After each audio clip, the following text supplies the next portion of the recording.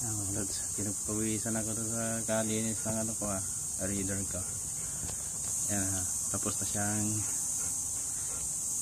napunasan, tapos na rin siya nahugasan. Ito, yan mga lods. Sinaw na naman ang yung ilalim.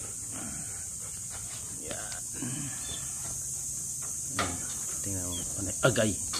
Agay.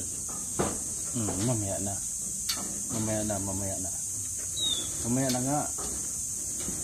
Set.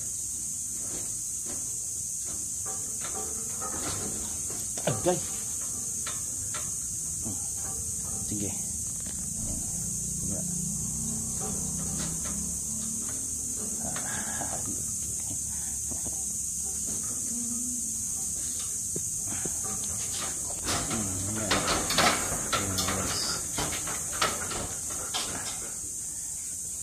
Maliwalas na naman siya.